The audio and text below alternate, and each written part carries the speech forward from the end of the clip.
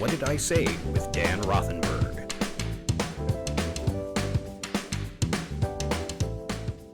Hello, everybody, and welcome to the show. In just a moment, I'm going to be interviewing Valerie Edwards, who's a dietitian in the Portland, Oregon area. She works with teenagers and young adults, and she's going to be talking about food issues, food disorders, and how to create a healthy food environment in the home. Before we get to that, I recently posted on my personal Facebook page, hey, does anybody have any questions about parenting teens? And I wanted to read one of them for you right now, and then maybe we'll read another one after the interview. My friend Curtis from San Francisco writes, "Too late. My daughters are already adults. Any advice on how to react to them when they remind me of the traumas I caused?" I'm kind of getting the vibe, Curtis. You're talking about smaller T's, as we call them, smaller traumas such as, in fact, I'm going to go out on a limb here, Curtis. You were a huge comedy fan in the 90s, and I used to see you at comedy clubs almost every night, and I didn't know that you had kids, so I'm going to assume that might be the traumas you speak of. You were out watching us tell the same jokes over and over again, rather than being at home with your daughters. And by the way, I am not bro. It was the 90s. I'm not here to shame you. It was a weird time. We were making weird decisions. Remember we were tucking our shirts in with those weave belts, and then the excess would hang. Oh, God. The whole thing was a blur. That being said, you bring up an excellent point. What do we do when our adult children come to us with these small traumas that are real? So you had asked, how do I react? My answer is replace react with listen. Listen to what your daughters are saying, validate their feelings, and take responsibility for exactly your role in what you did, whatever that is. It's really, really painful to look in the mirror, which is why we tend to give excuses when our kids do that. Say things like, oh, if I had known at the time, I would have done it differently. I wasn't looking at it that way. I really didn't mean it. A lot of parents might say, my kids will never forgive me no matter what I do. They keep bringing it up, and what do they want from me? I'd be willing to bet you never actually owned it. And it could be, Curtis, that if you validate their experience, then they'll stop reminding you of the traumas, and you deserve that, because we all deserve second chances and the ability to move forward. Okay, good to hear from you, and we're going to get to the interview now. Ladies and gentlemen, it's Valerie Edwards.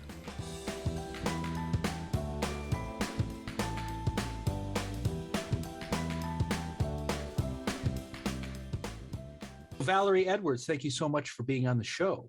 You're welcome. I'm happy to be here. What do you do? I am a registered and licensed dietitian, and I work with teens and adults who have issues with food. I try to help people improve their relationships with food and their bodies. So many of the people I work with have eating disorders, but I also work with people who maybe want to improve their health. Tell us about eating disorders. What are you seeing in teenagers? In teenagers, well, as you may have noticed, there's been quite a bit in the media about how much eating disorders have increased during the pandemic. Mm-hmm. And I think all of the professionals that I know have seen that reflected in our local community. Many of the teens I work with who tend to be more perfectionistic and struggle with anxiety when school was shut down, for example, and there was a lot of time on their hands, a lot of teens were channeling a lot of that kind of energy and time into trying to improve with air quotes their bodies and their relationships with food, and that can sometimes take on a life of its own and become problematic if it goes overboard. Like for some people, that can start off as a project and fizzle out in a week or two, but in people who are overachievers and perfectionistic, it becomes it's like too much, too far, and it's not healthy. So that's what we have seen a lot of. And then for some other folks, maybe they started eating more out of for emotional reasons. So eating became a problem in that direction. So kind of a lot of different things. Okay, so it can manifest itself in more than one way. Sure. And it's interesting. You were talking about perfectionism. So it could be that we have kids that are really doing well on paper and on their way to college and high SAT scores and everything a parent might want, but they can take that same attitude toward eating. Yes. And that's, I think that's the thing that often goes under the radar because it looks healthy in the beginning, and parents often don't realize that it can become a problem until it's become a really big problem. I've heard that story many, many times where, my daughter just wanted to become healthier or get a little more fit. And what I've really seen, because I've been in this field for 25 years, kids have so much independence these days that it often doesn't really show up on the radar, until it's gone pretty far. And suddenly there's been maybe a lot of weight loss or a lot of health implications, or the habits have become really well established and it's pretty hard to turn things around. So it's important for parents to, not be overly paranoid, but to be aware that some of these changes that may sound healthier are things you want to just be a little watchful about. Okay. Can you give us an idea of where that might be crossing the line into unhealthy, like if you're a parent? Sure, absolutely. That's a great question. So things like cutting out entire food groups would be a red flag, absolutely. And, I'm seeing, especially I feel like in the Portland community, and this is or in the Pacific Northwest, this is a very common thing that can happen, is like suddenly deciding to become vegetarian. That's not a bad thing necessarily, but it can, if it becomes that and your family's not vegetarian, then suddenly maybe they're not eating with the family because their food looks different. So then they have this more isolated situation around meals. So nobody's really keeping an eye on what's happening. So maybe they start skipping meals, or maybe they become vegetarian and then they become vegan, and then they cut out other things and suddenly they're only eating fruits and vegetables. Like that kind of thing happens more often than I would see. Yeah, and I can see how that would go under the radar specifically in the Pacific Northwest, because that we look fondly upon that. Exactly. For political reasons. For environmental reasons, yes. But we're talking about kids who need to be growing and developing, deciding in middle school or high school to make these major diet changes that impact their growth and development. So what's a responsible way to do that? Yeah. Your kid says, yeah, okay, I'm now vegan. Yeah. How can parents support that? Yeah. Like if the family is not vegan or a vegetarian, I would suggest saying, okay, how about you start with being vegetarian and keeping dairy in the picture? Mm-hmm. And let's see if you can do that and still eat a balanced diet. Because what tends to happen is suddenly people just, and this happens with adults sometimes too, you just wipe out an entire food group or two, rather than saying, okay, if I'm going to take all these nutrients out of my diet, how am I going to replace them? Mm-hmm. Because that's the responsible way. It's like, okay, I'm deciding not to eat any meat. How do I get enough protein in my diet? How do I get enough B vitamins in my diet? And I see plenty of young, most of the time, females, but not always, who are not growing and developing, or they lose their period, or they don't get their period because they're not getting enough nutrients to grow the way they're supposed to. And it can be pretty hard to reverse that once somebody's mindset has gone that far. Mm-hmm. Right. I'm a vegan. Oh, okay. But it's work. It's to replace the protein. It's not just like a it's like a diet Yeah. Yeah. where you say, okay, like the Atkins, okay, I'm going to cut out meat and cheese and then just leave it at that. Right. It's You right. think about how you get all the nutrients that your body needs, right? So here's an example of one thing that I liked is I saw a dad once whose daughter wanted to become vegan. So he said, okay, I want to see you write up a report for me and give me a presentation of how you're going to get all the nutrients that you need in your diet if you take these food groups out. And I was like, oh, that was great, because he made her really do research and think about how, what she was going to be eating, not just what she wasn't. What she wasn't. Okay. And progressing into the food disorder, what happens? What does it look like when things are farther along? I think most frequently it happens gradually. It's not usually like a very sudden thing. It typically starts off with good intentions. I want to get healthier. I want to feel better. I want to have more energy. I think I'm going to cut this out of my diet. So they'll just start kind of chipping away at certain foods, like I'm going to cut out snack foods, or I'm going to cut out these candy or whatever it is, and then it just sort of goes from there. And it's like, then they cut out something else, then they cut out another thing, then they stop snacking, and it just gets where their diet is more and more narrow and smaller and smaller. And for some people, they might not cut out meals. They might just eat smaller and smaller amounts. They often, like if their family eats dinner together, they might still keep a normal dinner so that it doesn't really show up very readily. I've had parents say, everything seemed the same. And then suddenly I saw my teenager in a swimsuit, and I realized things had gone way too far. So it's often a gradual, progressive situation. What I almost always hear is that the parents notice it, at a certain time period. And then when I talk to the teenagers separately, they will report that it started quite a bit sooner than what the parents noticed. And it's visually looking at their child's body.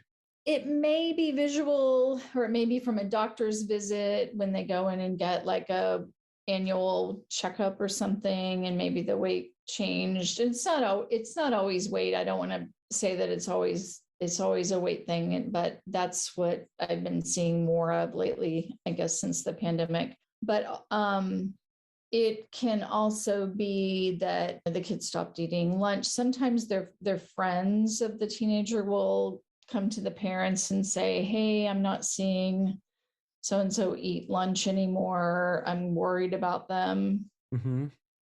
So that can happen. And sometimes there can be like not enough eating during the day. And then there can be like some binge eating happening at night. So then it's more like noticeable food disappearing at night, or, wrappers or evidence of food being eaten late at night. So that can be a thing as well. So there can be binging can be involved.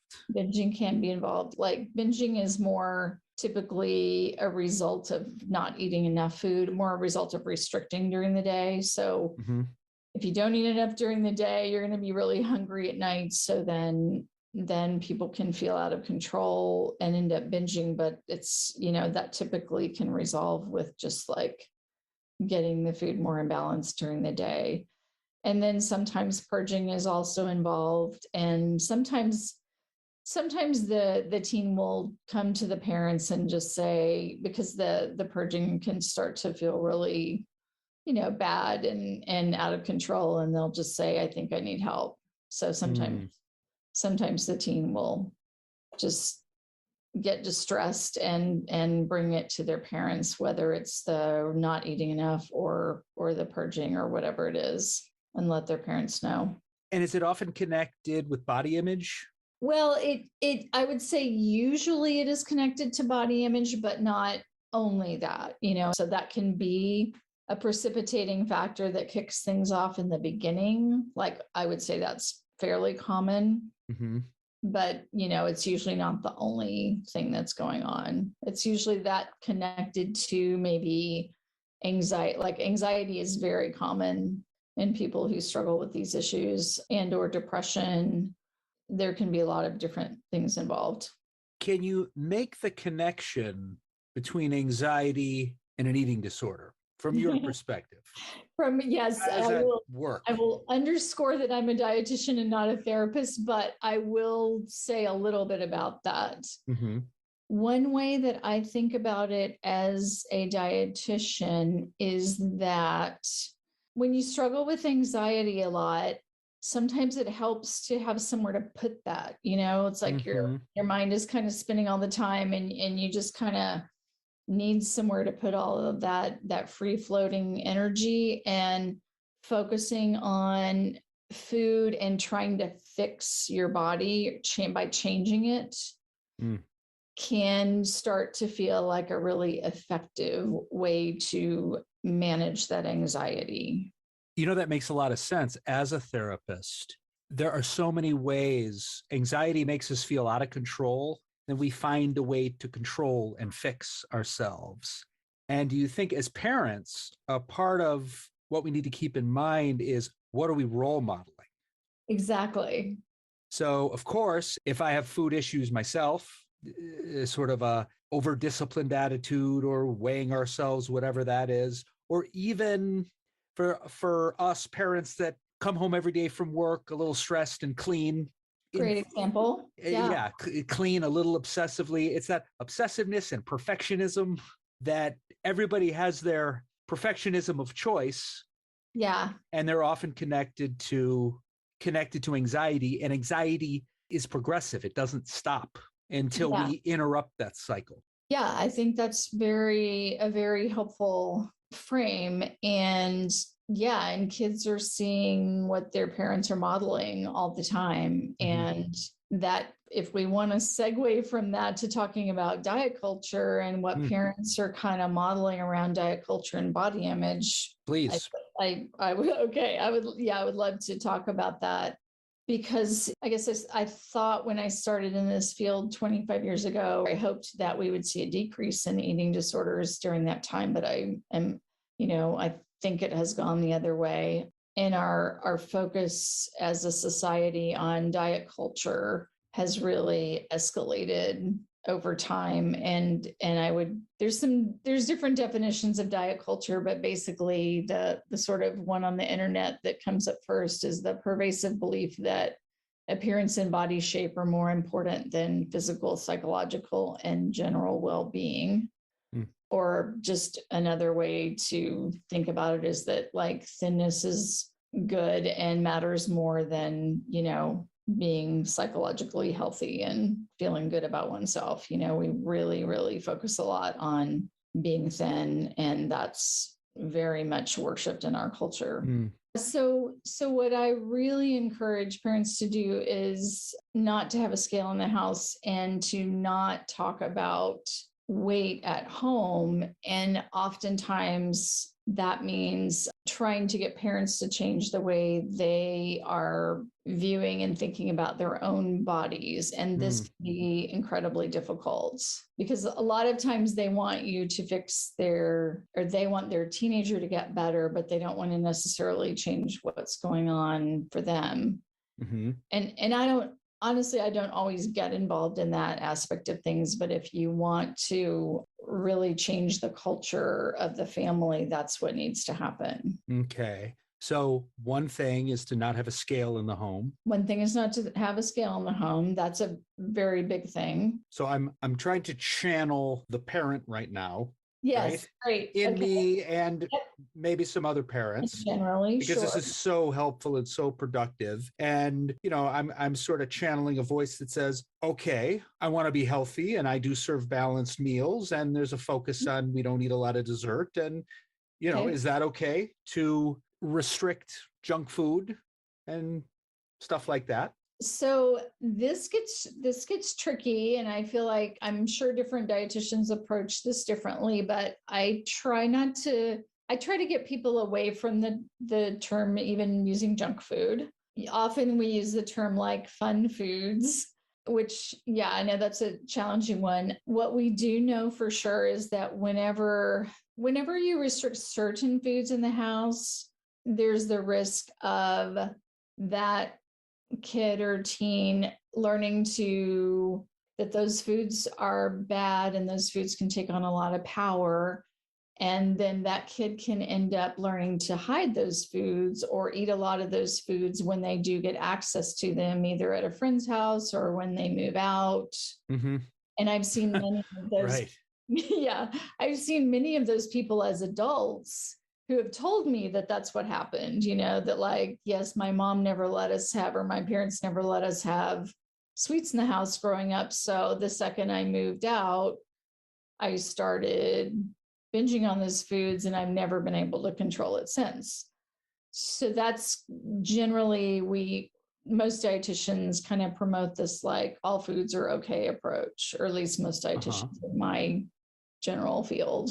And it's funny, I look back on my childhood. Mm-hmm. I was athletic, my friends were athletic, but we were pounding junk food or fun food. Right? That's just what you did. I remember 7-Eleven dogs with nacho cheese. Yeah. And I mean, I did the same thing. I think back on how I ate as a teenager, and I'm like, okay, that was a phase, right? And then you kind of figure out how you want to eat as an adult. But if I hadn't had that freedom, I mean, I remember going to the store once a week and buying a whole bunch of candy. That was the thing my friend and I did. And it was, if I hadn't been able to do that, I'm sure candy would have like all this power now that it doesn't have. Okay, so bad things have power. Forbidden things have power when we kind of make a big deal out of it. And precisely. And I can even think of a lot of examples of that are counterintuitive. When we have a lot of safety behaviors in our watch out for this, watch out for that, a kid grows up with anxiety. Yes. Which is the opposite of the intention. Exactly. Right.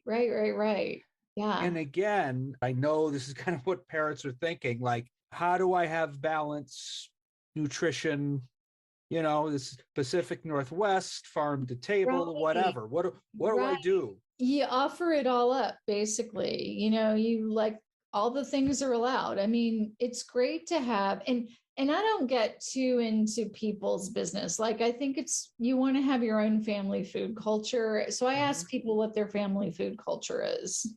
Mm-hmm. So I don't say, oh, you should eat this or you should eat that. I kind of ask people what their family food culture is. Do you guys, people are like, oh yeah, we eat at home a lot. We cook our own food. Or they're like, we eat out a lot. We do this. I'm like, okay, let's go with that. Your kid needs to eat the way you eat as a family for the most part. But I'm not going to support any rules like we don't allow sweets or desserts, because that can set up this dynamic we just talked about. So be mindful of forbidding. Yeah. Things. Exactly. And what if you find your child appears to be binging on desserts? Well, that's a great question. Then we want to figure out why. Is that happening because they feel like, because they're not being allowed, because they're not being offered up? And that definitely has shown up in some family systems. So then we talk about this thing that you and I have just discussed. Or is it happening because they're not eating enough general food or balanced meals throughout the day? So we kind of do some digging and try to solve whatever is leading to that, and that can be a lot of different things that can be complicated, or maybe not, Okay. Try to maybe with the help of a therapist or a help. Absolutely. Yeah, thanks for saying that. I should say that pretty much all of my clients are working with a therapist as well, if they have an actual eating disorder or any, psychological issues, which most of my clients do. This is not lightweight stuff. So pretty much all of them, we have a treatment team, and there's usually a medical provider involved as well. And what do you encounter with parents? I imagine some parents want to make more restrictions. Yeah, it can be challenging. It depends sometimes on the age of the teenager as to how much of this we really dig into. So if I'm working with a 17-year-old, we may not, who's about to go off to college, we may not do a whole lot with with the rest of the family or the parents. But if I'm working with a 13-year-old, then it matters more if they're going to be home for a long time. But either way, like if I'm working with the older teen, I might try to work with them more to let their parents know when something is said that is triggering to them, and help them have that conversation, because they're also going to need to learn to do that out in the world, right? With like their college roommate or friends, because diet talk and food talk and numbers talk is all over the place. So I'm talking to them about, when you go to college, please look for friends who aren't dieting and aren't focused on, what their weight is. You want people who are going to be enjoying food and have broader interests, and that's going to help you get better, right? So that's kind of the conversation we might have. But if it's a younger teen, their family life matters much more. And so then I'm going to have more sessions with the parents involved, and we're going to talk about that stuff. And there's some great books that can really help with the conversation. Is there any in particular you could suggest? Sure. Actually, I was just looking at this one, How to Raise an Intuitive Eater, which is by a local dietitian, Sumner Brooks, and her colleague, Amy Severson. There's also a lot of great podcasts out there too. Okay. Any suggestions there besides this one, of course? Besides this one, of course. Starring Valerie. This would be a good podcast to listen to. Christy Harrison, who does Food Psych, has a lot of, I think there's like 7 seasons, 7 years of podcasts, and many of those are on diet culture. This has been amazing, Valerie. Just for me on an individual level, it's funny. I think about, what are we modeling for our kids? And I read somewhere recently, just this, I don't remember the exact phrasing, but it was so helpful. It was like, when parents say negative things about their own bodies, they don't see that negatively about their parents. They turn that on themselves, and they don't trust their own bodies that way. Yeah. And it's the same lesson we keep learning over and over again. Right. They do what we do, not what we say. Exactly. Well, Valerie, this has been extremely helpful. Yeah, this was fun. Thank you. I hope it was. Thank you so much. You're welcome.